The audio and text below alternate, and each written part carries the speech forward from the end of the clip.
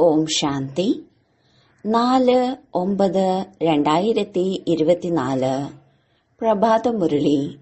മധുരമായ കുട്ടികളെ, നിങ്ങൾ പരിധിയില്ലാത്ത ബാബയുടെ അടുത്തേക്ക് വന്നിരിക്കുകയാണ് വികാരിയിൽ നിന്നും നിർവികാരിയായി മാറുന്നതിന്. അതിനാൽ നിങ്ങളിൽ ഒരു ഭൂതവും ഉണ്ടാകരുത്. ചോദ്യം: മുഴുവൻ കൽപ്പത്തിലും പഠിപ്പിക്കാത്ത ഏതൊരു പഠിപ്പാണ് ബാബ ഇപ്പോൾ നിങ്ങളെ പഠിപ്പിക്കുന്നത്? ഉത്തരം: പുതിയ രാജധാനി സ്ഥാപിക്കുന്നതിനുള്ള പഠിപ്പ്. മനുഷ്യന് രാജപദവി പ്രാപ്തമാക്കുന്നതിനുള്ള പഠിപ്പ് ഈ സമയത്ത് പരമപിതാവ് തന്നെയാണ് പഠിപ്പിക്കുന്നത്. ഈ പഠിപ്പ് മുഴുവൻ കൽപ്പത്തിലും മറ്റൊരു സമയത്തും പഠിപ്പിക്കില്ല. ഈ പഠിപ്പിലൂടെയാണ് സത്യയുഗി രാജധാനി സ്ഥാപിതമാകുന്നത്. ഓം ശാന്തി. ഇത് കുട്ടികൾക്ക് അറിയാവുന്നതാണ്. അതായത് നമ്മൾ ആത്മാക്കളാണ്, അല്ലാതെ ശരീരമല്ല. ഇതിനെയാണ് ദേഹി അഭിമാനി എന്ന് പറയുന്നത്. മനുഷ്യർ എല്ലാവരും ദേഹ അഭിമാനികളാണ്. ഇത് പാപാത്മാക്കളുടെ ലോകമാണ്, അഥവാ വികാരി ലോകമാണ്. രാവണ രാജ്യമാണ്.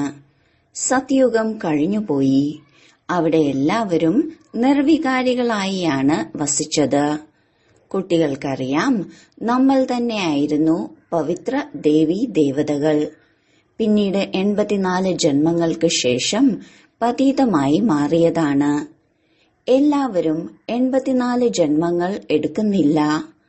ഭാരതവാസികൾ തന്നെയാണ് ദേവീ ദേവതകൾ.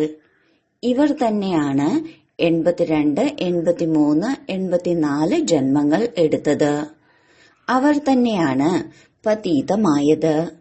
അവിനാശി ഖണ്ഡം എന്ന ഭാരതത്തിന് തന്നെയാണ് മഹിമയുള്ളത്. എപ്പോഴാണോ ഭാരതത്തിൽ ലക്ഷ്മി നാരായണന്മാരുടെ രാജ്യമുണ്ടായിരുന്നത്, അപ്പോൾ ഇതിനെ പുതിയ ലോകം, പുതിയ ഭാരതം എന്ന് വിളിച്ചിരുന്നു. ഇപ്പോൾ പഴയ ലോകമാണ്, പഴയ ഭാരതമാണ്. അവർ സമ്പൂർണ്ണ നിർവികാരികളായിരുന്നു. ഒരു വികാരവും ഉണ്ടായിരുന്നില്ല. ആ ദേവതകൾ തന്നെയാണ് 84 ജന്മങ്ങൾ എടുത്ത് ഇപ്പോൾ പതീതമായി മാറിയത്. കാമത്തിന്റെ ഭൂതം, ക്രോധത്തിന്റെ ഭൂതം, ലോഭത്തിന്റെ ഭൂതം, ഇതെല്ലാം കടുത്ത ഭൂതങ്ങളാണ്. ഇതിൽ മുഖ്യമായത് ദേഹാഭിമാനത്തിന്റെ ഭൂതമാണ്. രാവണന്റെ രാജ്യമല്ലേ?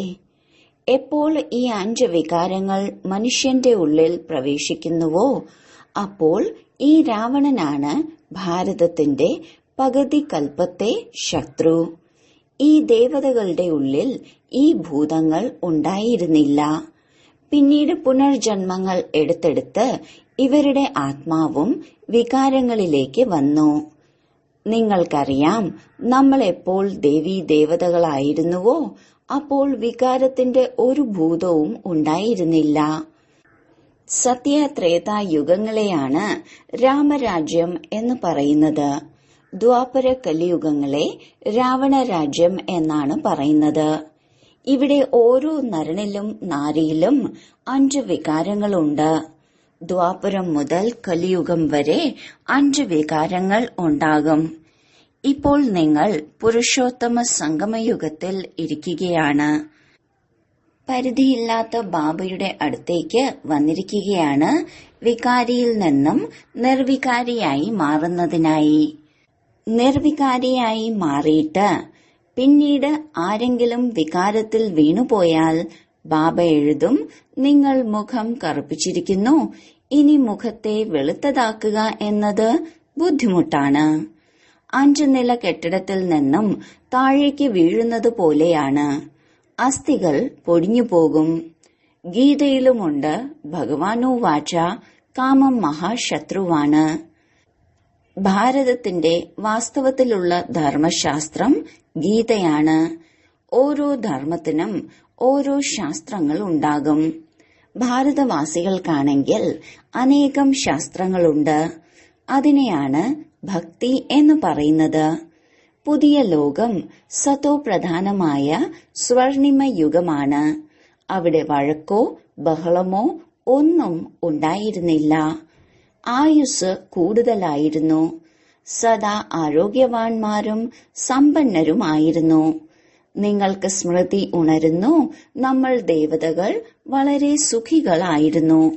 അവിടെ അകാലെ മൃത്യു ഉണ്ടാകില്ല. കാലനെ പേടിയുണ്ടാകില്ല. അവിടെ ആരോഗ്യം, സമ്പത്ത്, സന്തോഷം എല്ലാം ഉണ്ടാകും. നരകത്തിൽ സന്തോഷമുണ്ടാകില്ല. ഏതെങ്കിലുമൊക്കെ അസുഖങ്ങൾ ശരീരത്തെ ബാധിച്ചുകൊണ്ടിരിക്കും. ഇത് അപാരമായ ദുഃഖത്തിന്റെ ലോകമാണ്. അത് അപാര സുഖത്തിന്റെ ലോകമാണ്. പരിധിയില്ലാത്ത ബാബ ദുഃഖത്തിന്റെ ലോകം രചിക്കുകയേയില്ല. ബാബ സുഖത്തിന്റെ ലോകമാണ് രചിച്ചത്. പിന്നീട് രാവണ രാജ്യം വന്നപ്പോൾ രാവണനിൽ നിന്നും ദുഃഖവും അശാന്തിയും ലഭിച്ചു. സത്യയുഗം സുഖധാമമാണ്, കലിയുഗം ദുഃഖധാമവും. വികാരത്തിലേക്ക് പോയി അർത്ഥം പരസ്പരം കാമകഠാരി ഉപയോഗിച്ചു. മനുഷ്യർ പറയും, ഇതും ഭഗവാന്റെ രചന തന്നെയല്ലേ എന്ന്. പക്ഷേ അല്ല, ഇത് ഭഗവാന്റെ രചനയല്ല, രാവണന്റെ രചനയാണ്. ഭഗവാൻ രചിച്ചത് സ്വർഗമാണ്. അവിടെ കാമകഠാരി ഉണ്ടായിരിക്കില്ല. സുഖവും ദുഃഖവും ഭഗവാനാണ് നൽകുന്നത്, ഇങ്ങനെയല്ല. ഭഗവാൻ പരിധിയില്ലാത്ത അച്ഛൻ കുട്ടികൾക്ക് എങ്ങനെ ദുഃഖം നൽകും? ബാബ പറയുന്നു, ഞാൻ സ്വർഗത്തിന്റെ സമ്പത്ത് നൽകുന്നു. പിന്നീട് പകുതി കൽപ്പത്തിനു ശേഷം രാവണൻ ശപിക്കുന്നു. സത്യയുഗത്തിൽ അളവില്ലാത്ത സുഖമുണ്ടായിരുന്നു, സമൃദ്ധമായിരുന്നു. ഒരു സോമനാഥ ക്ഷേത്രത്തിൽ തന്നെ എത്ര വജ്രങ്ങളും ആഭരണങ്ങളും ഉണ്ടായിരുന്നു. ഭാരതം എത്ര സമ്പന്നമായിരുന്നു.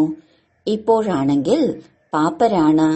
സത്യയുഗത്തിൽ 100% സമ്പന്നം, കലിയുഗത്തിൽ 100% ദാരിദ്ര്യം. ഈ കളി ഉണ്ടാക്കപ്പെട്ടതാണ്. ഇപ്പോൾ കലിയുഗമാണ്. അഴുക്ക് പിടിച്ചു പിടിച്ച് തീർത്തും തമോ പ്രധാനമായിരിക്കുന്നു. എത്ര ദുഃഖമാണ്. ഈ വിമാനങ്ങൾ മുതലായവയും 100 വർഷങ്ങൾക്കുള്ളിൽ നിർമ്മിച്ചതാണ്. ഇതിനെയാണ് മായയുടെ ആഡംബരം എന്ന് പറയുന്നത്. പക്ഷെ മനുഷ്യർ കരുതുന്നത് സയൻസ് സ്വർഗം നിർമ്മിച്ചു എന്നാണ്. പക്ഷെ ഇത് രാവണന്റെ സ്വർഗമാണ്. കലിയുഗത്തിലെ മായയുടെ ആകർഷണങ്ങൾ കണ്ടിട്ട് നിങ്ങളുടെ അടുത്തേക്ക് വളരെ കുറച്ചു പേരാണ് വരുന്നത്. ഞങ്ങളുടെ കയ്യിൽ കൊട്ടാരവും മോട്ടോർ വാഹനങ്ങളും എല്ലാം ഉണ്ടല്ലോ എന്ന് കരുതുന്നു. ബാബ പറയുന്നു, എപ്പോഴാണോ ഈ ലക്ഷ്മി നാരായണന്മാരുടെ രാജ്യമുണ്ടായിരുന്നത്, അപ്പോൾ ആ സത്യയുഗത്തെയാണ് സ്വർഗം എന്ന് വിളിച്ചിരുന്നത്. ഇപ്പോൾ ഈ ലക്ഷ്മി നാരായണന്മാരുടെ രാജ്യമുണ്ടോ? ഈ കലിയുഗത്തിനു ശേഷം വീണ്ടും ഇവരുടെ രാജ്യം വരും. ആദ്യം ഭാരതം വളരെ ചെറുതായിരുന്നു. പുതിയ ലോകത്തിൽ 9 ലക്ഷം ദേവതകളാണ് ഉണ്ടാവുക. അത്രേയുള്ളൂ. പിന്നീട് വൃദ്ധി പ്രാപിക്കും. മുഴുവൻ സൃഷ്ടിയും വൃദ്ധി പ്രാപിക്കുന്നില്ലേ? ആദ്യം ദേവീ ദേവതകൾ മാത്രമായിരുന്നു ഉണ്ടായിരുന്നത്. അതിനാൽ പരിധിയില്ലാത്ത ബാബ ഇരുന്ന് വിശ്വത്തിന്റെ ചരിത്രവും ഭൂമിശാസ്ത്രവും കേൾപ്പിക്കുകയാണ്.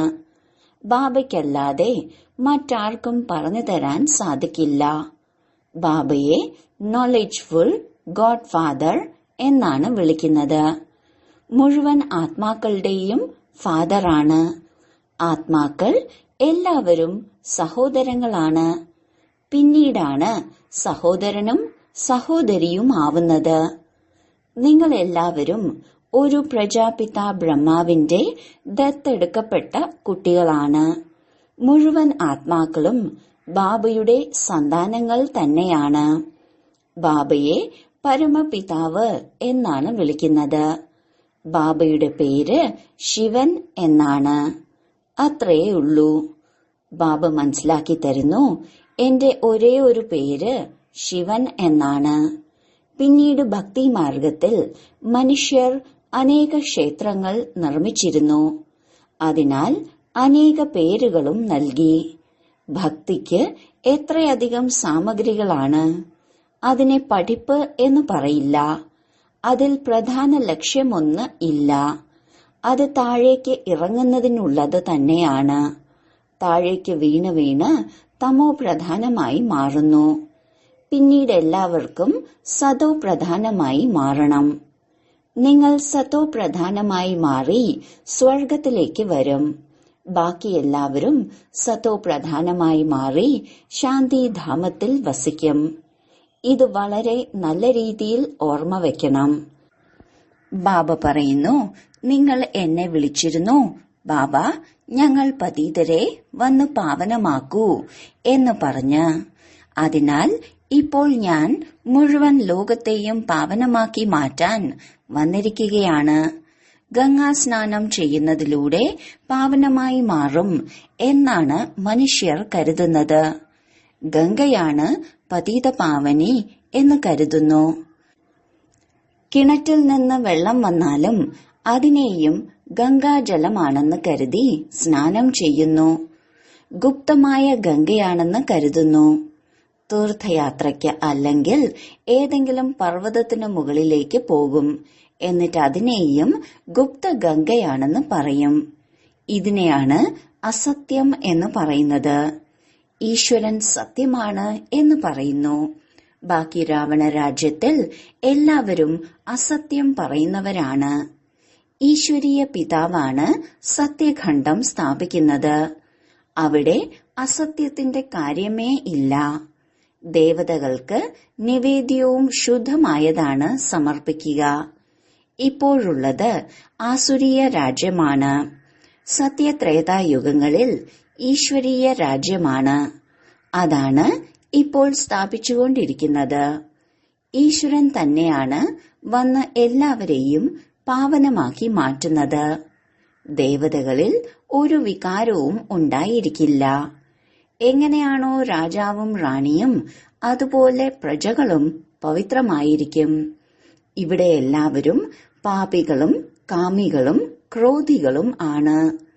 പുതിയ ലോകത്തെ സ്വർഗമെന്നും ഇതിനെ നരകമെന്നുമാണ് വിളിക്കുന്നത്. നരകത്തെ സ്വർഗമാക്കി മാറ്റാൻ ബാബയ്ക്കല്ലാതെ മറ്റാർക്കും സാധിക്കില്ല. ഇവിടെ എല്ലാവരും നരകവാസികളും പതീതരുമാണ്. സത്യുഗത്തിൽ പാവനമായിരിക്കും. ഞങ്ങൾ പതീതത്തിൽ നിന്നും പാവനമായി മാറാൻ സ്നാനം ചെയ്യാൻ പോവുകയാണ് എന്ന് അവിടെ പറയില്ല. ഇത് വൈവിധ്യമാർന്ന മനുഷ്യ സൃഷ്ടിയുടെ വൃക്ഷമാണ്. ബീജരൂപം ഭഗവാനാണ്. ഭഗവാൻ തന്നെയാണ് സൃഷ്ടി രചിക്കുന്നത്. ആദ്യമാദ്യം രചിക്കുന്നത് ദേവീ ദേവതകളെയാണ്. പിന്നീട് വൃദ്ധി പ്രാപിച്ച് ഇത്രയും ധർമ്മങ്ങൾ ഉണ്ടാകുന്നു. ആദ്യം ഒരു ധർമ്മം ഒരു രാജ്യമായിരുന്നു. സുഖം തന്നെ സുഖമായിരുന്നു. വിശ്വത്തിൽ ശാന്തിയുണ്ടാകണം എന്ന് മനുഷ്യർ ആഗ്രഹിക്കുന്നുണ്ട്. ശാന്തി നിങ്ങൾ ഇപ്പോൾ സ്ഥാപിക്കുകയാണ്. ബാക്കിയെല്ലാം നശിച്ചു പോകും. ബാക്കി അല്പം അവശേഷിക്കും. ഈ ചക്രം കറങ്ങിക്കൊണ്ടേയിരിക്കും. ഇപ്പോൾ കലിയുഗ അന്ത്യത്തിനും സത്യുഗ ആരംഭത്തിനും ഇടയിലെ പുരുഷോത്തമ സംഗമയുഗമാണ്. ഇതിനെ മംഗളകാരി പുരുഷോത്തമ സംഗമയുഗം എന്നാണ് വിളിക്കുന്നത്. കലിയുഗത്തിനു ശേഷം സത്യയുഗത്തിന്റെ സ്ഥാപന ഉണ്ടാവുകയാണ്. നിങ്ങൾ സംഗമത്തിൽ പഠിക്കുകയാണ്. ഇതിന്റെ ഫലം സത്യയുഗത്തിൽ ലഭിക്കും. ഇവിടെ എത്രത്തോളം പവിത്രമായി മാറുന്നുവോ പഠിക്കുന്നുവോ അത്രയും ഉയർന്ന പദവി ലഭിക്കും. ഇങ്ങനെയുള്ള പഠിപ്പ് എവിടെയും ഉണ്ടാകില്ല. നിങ്ങൾക്ക് ഈ പഠിപ്പിന്റെ സുഖം പുതിയ ലോകത്തിൽ ലഭിക്കും. അഥവാ ഏതെങ്കിലും ഭൂതം ഉണ്ടെങ്കിൽ ഒന്നാമത് ശിക്ഷകൾ അനുഭവിക്കേണ്ടതായി വരും. രണ്ടാമത് അവിടെ പദവി കുറഞ്ഞു പോകും. ആരാണോ സമ്പൂർണമായി മാറി മറ്റുള്ളവരെയും പഠിപ്പിക്കുന്നത് അവർ ഉയർന്ന പദവി നേടും. എത്ര സെന്ററുകളാണ്? ലക്ഷക്കണക്കിന് സെന്ററുകൾ ഉണ്ടാകും. മുഴുവൻ വിശ്വത്തിലും സെന്ററുകൾ തുറക്കും. പാപാത്മാവിൽ നിന്നും പുണ്യാത്മാവായി മാറുക തന്നെ വേണം. നിങ്ങൾക്ക് ലക്ഷ്യവുമുണ്ട്. പഠിപ്പിക്കുന്നത് ഒരേ ഒരു ശിവബാബയാണ്. ബാബയാണ് ജ്ഞാനത്തിന്റെ സാഗരം, സുഖത്തിന്റെ സാഗരം. ബാബ തന്നെയാണ് വന്ന് പഠിപ്പിക്കുന്നത്. ബ്രഹ്മാവല്ല പഠിപ്പിക്കുന്നത്. ഇവരിലൂടെ ശിവബാബയാണ് പഠിപ്പിക്കുന്നത്.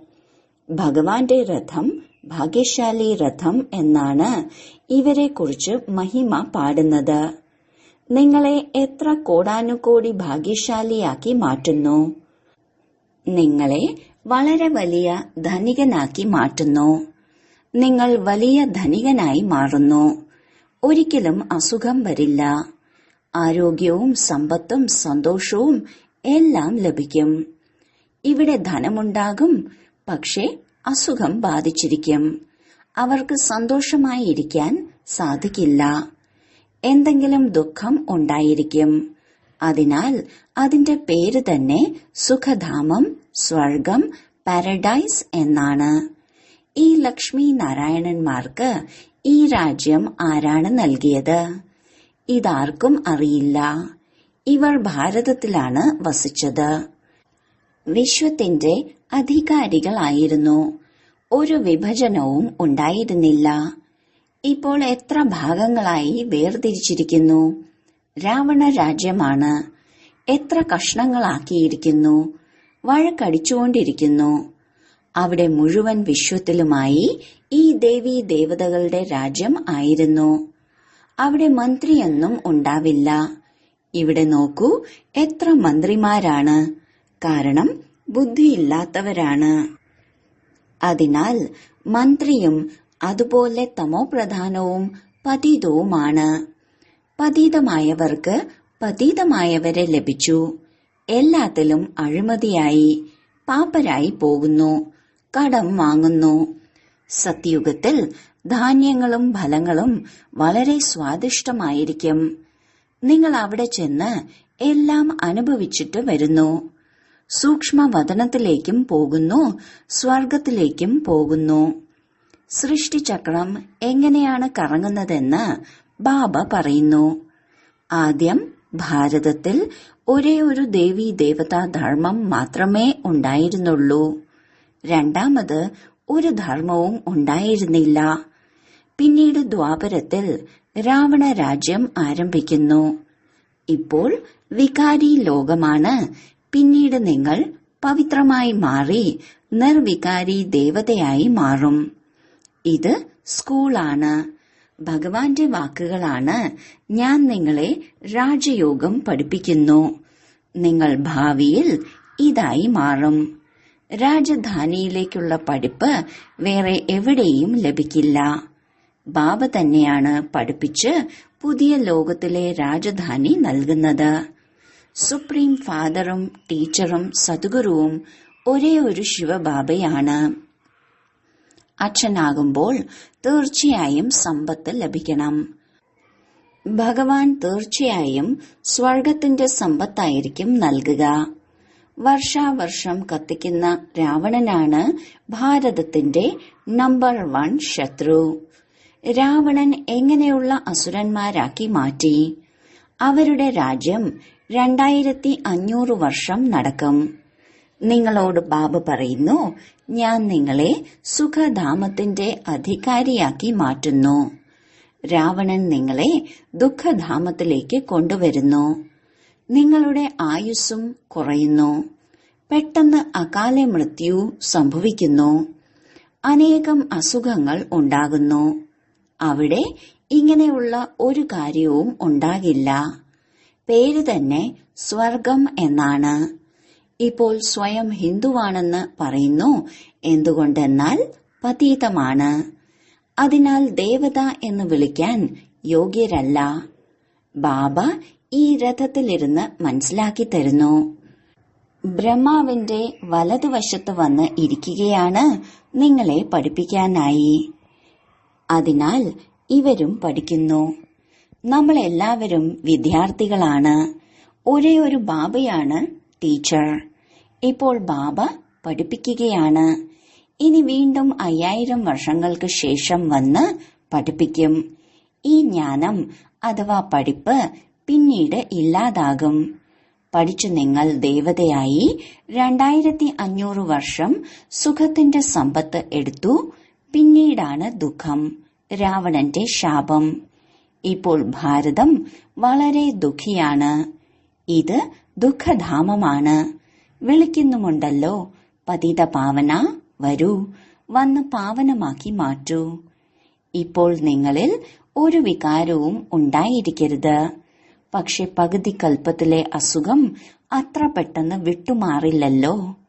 ആ പഠിപ്പിലും ആരാണോ നല്ല രീതിയിൽ പഠിക്കാത്തത് അവർ തോറ്റുപോകും.